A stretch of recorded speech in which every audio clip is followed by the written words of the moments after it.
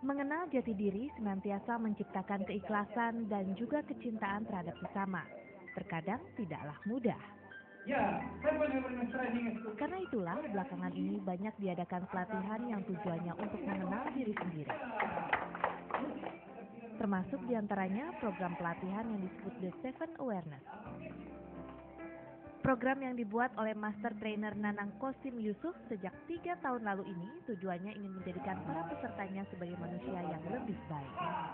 Harapan kita adanya training Seven Awareness ini, setiap orang mampu menemukan hakikat dirinya sehingga kemudian dia bisa membantu orang lain.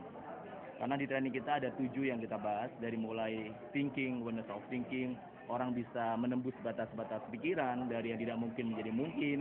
Yang kedua, awareness of silence, orang mampu berdiam diri, orang bisa kontemplasi, orang bisa meditatif di situ, orang bisa tenang.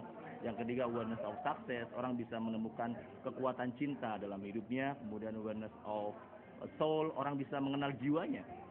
Banyak orang yang tidak mengenal jiwanya. Pada saat jiwanya sudah ketemu, dia bisa bangkit dari seluruh masalah-masalah hidup. Kemudian orang bisa awareness of wisdom, orang bisa bijaksana. Bangsa kita perlu bijaksana. Orang mengenal bagaimana sih hidup bijaksana. Terakhir awareness of vision, orang punya visi yang luar biasa. Dan terakhir adalah awareness of surrender. Setiap peserta diajak memiliki hati yang ikhlas. Ikhlas punya arti adalah memberi tanpa berharap kembali. The Seven Awareness melibatkan kekuatan yang ada pada diri sendiri dengan pendekatan 3T, yaitu tafakur, tadabur, dan tasyakur. Di sesi ini, para peserta dilatih untuk menikmati tiap titik kehidupan, di mana senang dan sedih, suka maupun duka adalah bagian dari kebahagiaan. Salah satu caranya dengan meminta peserta untuk merasakan dan meraba titik-titik yang sering sakit.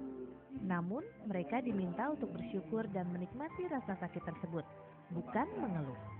Training ini sangat membantu bagi kita untuk mendapatkan atau menemukanali jiwa kita sehingga matang, dan bagaimana kita mengenali diri sendiri untuk bisa lebih introspeksi, lebih berpasrah diri, karena intelektual tanpa dilengkapi dengan suatu spiritual yang lengkap, niscaya tidak mungkin bisa menjalankan peran sebagaimana mestinya secara optimal.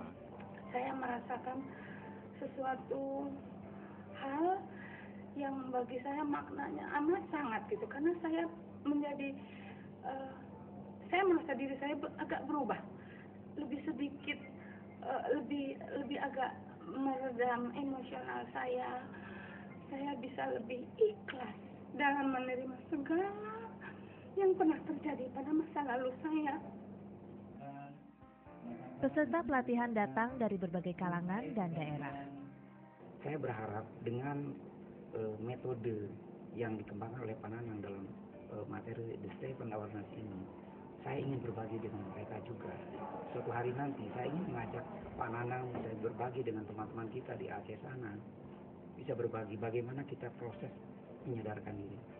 Apa yang diajarkan oleh Pak Nanang sebenarnya itu adalah hal-hal yang terjadi pada sehari-hari kita, hal-hal yang sebenarnya mungkin oleh kita dianggap sepele, biasa, tapi kita tidak menyadari bahwa itu hal-hal yang salah. Itu kita tidak pernah berpikir, oh itu kurang tepat, oh itu tidak tepat.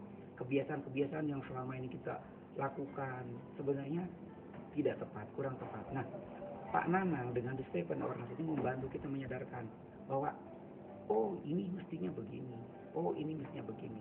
Nah, Pak Nanang juga melatih pada kita hal-hal apa yang perlu kita lakukan, langkah apa. Nah, barangkali kalau kita bandingkan dengan pelatihan-pelatihan sejenis, salah satu hal yang boleh dikatakan kelebihan dari The Seven Awareness adalah dia tidak menonjolkan sosok, tetapi dia menawarkan langkah, metode. Setelah saya mengikuti The Seven Awareness, saya menjadi lebih peka, lebih ikhlas dalam menghadapi segala masalah, bahwa segala masalah itu pasti ada jawabannya dari Allah SWT. Salah satu pengalaman saya adalah ketika suami saya sakit, selama 10 hari beliau koma, tapi saya tidak berputus asa, ya. dengan kesadaran, dengan komitmen pada diri sendiri bahwa saya harus mendoakan beliau. Dalam pelatihan ini juga ada sesi pembuangan. Di sesi ini, peserta diminta untuk meluapkan kebencian, iri hati, dendam, dan sifat-sifat jelek dalam diri lainnya. Kemudian ada sesi pengosongan dan pengisian, di mana hati yang telah dikosongkan dipenuhi kembali dengan kecintaan, keikhlasan, bersyukur, dan berserah diri kepada Yang Kuasa. Dewi Fatma, Bahwani, Jakarta.